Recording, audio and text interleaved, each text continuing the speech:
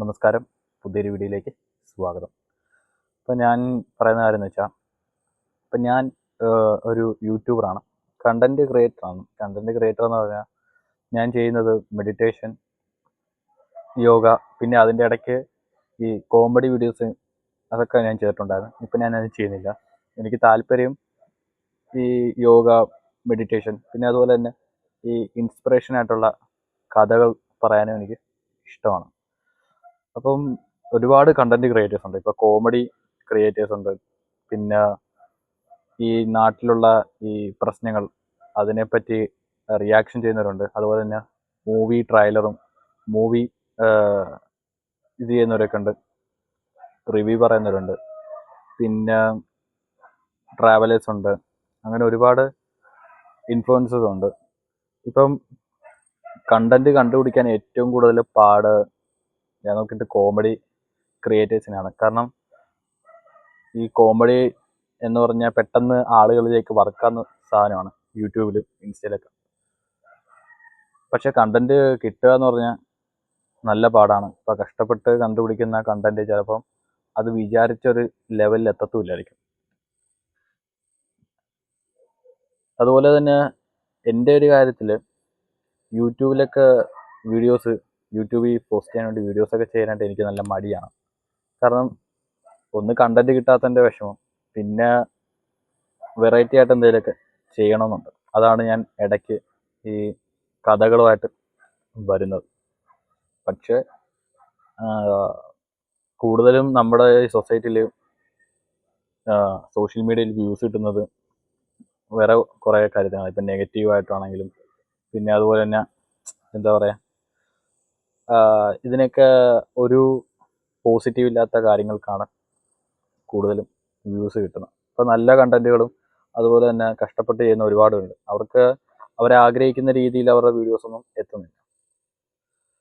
ഇപ്പം ഞാൻ മനസ്സിലാക്കി വെച്ച്, ഇപ്പം കണ്ടന്റ് അല്ലെങ്കിൽ വീഡിയോ ഇടുന്നതിന് ഒരു തടസ്സങ്ങളും ഇല്ലാതെ, എന്ന് വെച്ചാൽ ഒരുപാട് ദിവസങ്ങളെടുത്ത് വീഡിയോ അങ്ങനെ ഇടുന്നവരല്ലാതെ ഡെയിലി വീഡിയോ ഇടുന്ന ആളുമുണ്ട്. അതെന്ന് വെച്ചാൽ ഈ നാട്ടിലുള്ള പ്രശ്നങ്ങളെ കുറിച്ചിങ്ങനെ റിയാക്ഷൻ ചെയ്യുക, അത് നമ്മളിലേക്ക് കുറച്ചും കൂടെ സിമ്പിളായിട്ട് പറഞ്ഞു തരുന്ന കണ്ടന്റ് ക്രിയേറ്റേഴ്സ് ഉണ്ട്. അവർക്ക് ഈ കണ്ടന്റ് കിട്ടാനും പാടില്ല, അതുപോലെ തന്നെ നല്ലപോലെ വ്യൂസും കിട്ടും.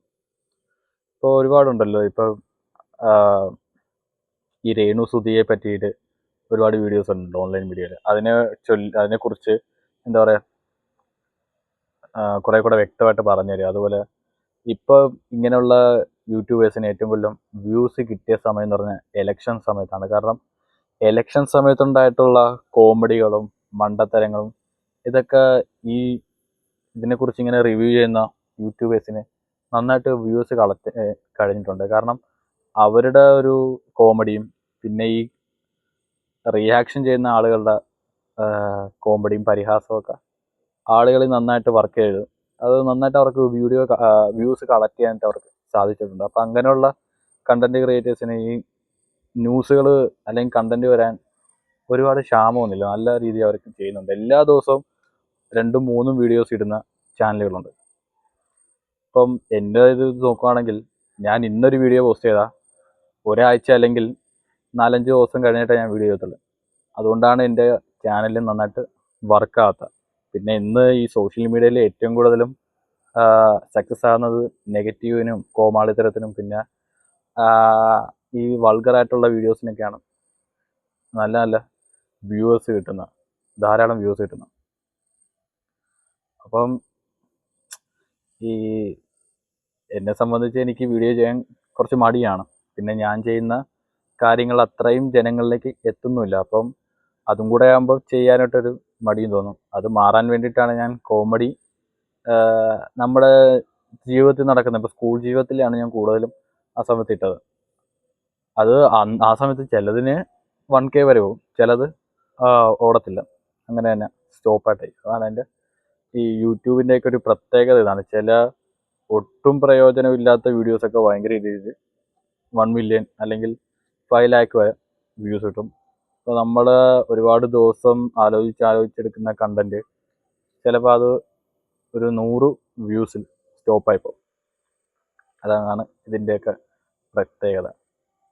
അപ്പം എന്നെ സംബന്ധിച്ച് കണ്ടന്റ് ക്രിയേറ്റേഴ്സ് എന്ന് പറഞ്ഞാൽ, കോമഡി കണ്ടന്റ് ക്രിയേറ്റേഴ്സ് എന്ന് പറഞ്ഞാൽ അവർക്ക് നല്ല റിസ്ക്കാണ് വീഡിയോ ചെയ്യാൻ.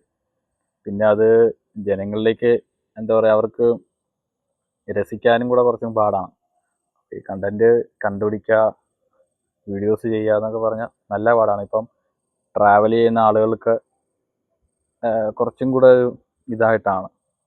എന്നുവെച്ചാൽ ഈ കുന്നും മലയും കയറി ഇറങ്ങുന്നവരുണ്ട്, അതുപോലെ തന്നെ വെള്ളച്ചാട്ടത്തിൽ, അതുപോലെ തന്നെ നമ്മുടെ സേഫ്റ്റി നമ്മൾ ഉറപ്പിക്കുക. അപ്പം ഞാൻ ഇത്രയും ഒരു ചെറിയൊരു കാര്യം പറയാൻ വേണ്ടിയിട്ട് തന്നെയാണ് വന്നത്, അല്ലാതെ വലിച്ചു നീട്ടാനായിട്ടൊന്നും എനിക്കൊരു താല്പര്യമില്ല. അപ്പോൾ ഈ ഞാനിപ്പോൾ യൂട്യൂബ് യൂസ് ചെയ്യുന്നതുകൊണ്ടാണ് ഞാൻ ഇങ്ങനെ പറഞ്ഞത്. ഇങ്ങനെയുള്ള ഇൻഫ്ലുവൻസൻസ് മാത്രമേ വ്യൂവേഴ്സ് കൂടുതൽ കിട്ടുന്നുള്ളൂ. ഇപ്പോൾ എന്നെ സംബന്ധിച്ച് എനിക്ക് 100 വ്യൂ അങ്ങനെയൊന്നും കിട്ടാറില്ല. കഴിഞ്ഞ ദിവസം ഇലക്ഷൻ്റെ ഒരു കാര്യം പറഞ്ഞപ്പോഴാണ് 100 പേര് കണ്ടത്, അല്ലാതെ എനിക്കൊന്നും കിട്ടാറില്ല.